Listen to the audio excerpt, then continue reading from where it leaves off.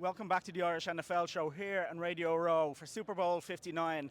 And I'm delighted to be joined by Kevin Negandhi from ESPN, who is a big Eagles fan and is, I think, looking forward to this Sunday, Kevin. No, I'm very excited. If you think about the Eagles trying to break up a dynasty, we did it in 2017 with the Patriots. Hopefully they could do the same thing on Sunday night. And just looking at this Eagles team, I mean, I'm going to touch on the end of last season when things seemed to implode a little bit. Oh, yeah. And, they started like a sprinter out of the traps, and it just kind of went a bit funny. We look, obviously, they make changes in the offseason. Sirianni brings in 2 new coordinators. When you look at this coaching staff, what kind of a job have they done this season to get that train back on the track? Because it's obviously a really explosive and talented offense, and what happened at the end of that season doesn't translate to this roster of players. No, really. That's a great question. Vic Fangio has been fantastic defensively, especially when you see the growth of the young team of Jalen Carter, Nolan Smith, Nakobe Dean before he got hurt.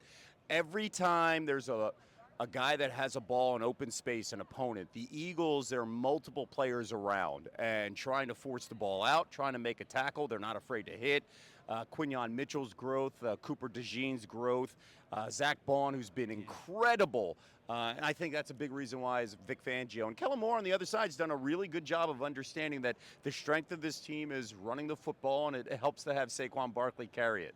Well, you mentioned Saquon Barkley, and obviously I couldn't start with anyone other than Saquon. Usually it's a quarterback you start talking about, but this season with 2,000 yards, over 2,000 yards, I mean, what a pickup, what a massive difference. As I say, this is a talented Eagles team anyway, but to add in the Saquon Barkley with the offensive line that can help him and the other players around, how much of a great season has he had? He's been incredible, a godsend for a team that their strength is the offensive line. And when you bring up quarterbacks, this is the way of the NFL, especially over the last 10 to 15 years, passing, right? So it's wild to see that a team is in the postseason and has this type of success all the way to the Super Bowl because they're dominant run game. And I think it separates, too, because Jalen Hurts is one of those unique quarterbacks that can play this system perfectly well by running as well as throwing. So it's a perfect combination. And I think it's going to be a leaned-on strength heading into Sunday to try and stop 26 because the Eagles are going to run and keep on running. And then that opens up one-on-one battles with A.J. Brown and Devontae Smith, which Jalen Hurts does really well. Absolutely, yeah. And you mentioned Sunday. Obviously, Spagnuolo's a top defensive coordinator. I've heard a lot of people say that there aren't coordinators in the Hall of Fame, but he needs to go in. And so obviously he's going to look at Saquon this weekend and be really set up for him. Can that open it up for Jalen Hurts then maybe if they zero in on Saquon a bit too much, that maybe Hurts can step up and be the hero and maybe make the big plays that can push the Eagles over on offense? It's going to have to, because I think Spags' goal will be stop Saquon and then blitz, right? So the most important part of this offense for the Eagles will be first and second down. Can you get 4 and 5 yards? Because if you're in 3rd and 6, Spags is going to blitz. And he's going to blitz everybody, right? So to me, the most important thing is making sure that you have productive first downs, productive second downs, slants with Goddard involved, Devontae Smith, 6 yards, so then you can give the ball to Saquon and you can feel a little bit better. Because if they're in a 3rd and 3, they're going to do the tush push to get to eventually 4th and 1, right? Where's the health of, Cam Jurgens and Landon Dickerson? That plays a huge role, too, because they were pretty beat up against the Commanders. And if they're not healthy, then you can't run the tush push effectively. And that plays a big role with this Philly offensive identity. No, it absolutely does in the way they play. I mean, you've obviously mentioned Vic Fangio and the defense. And when we look at your opposition in the Chiefs, I mean, Patrick Mahomes could potentially go down as the greatest to ever play the game. He's really chasing Tom Brady quickly there, and we look at the tandem with his head coach there and what they've done together. I mean, we know this Eagles defense has been really good this year. You've mentioned some players. Zach Bond will be happy in that stadium again. He knows it pretty well. What can they do against this Kansas City Chief team that hasn't looked amazing this season at any point? They just seem to do what they need to do to win games, but they always seem to be able to go up that gear when they need to. So what can this Eagles defense do against potentially the best whoever will do it? Yeah, and Mahomes, we know there's some magic with Mahomes. He's got a very Michael Jordan-esque style where guys around him step up in the biggest moments as well. Like I bring up Steve Kerr and Paxson, John Paxson hitting big shots in the 90s for the Bulls, right? And it was Jordan who gave them the ball, right? Mahomes finds a way that everybody steps up to his level.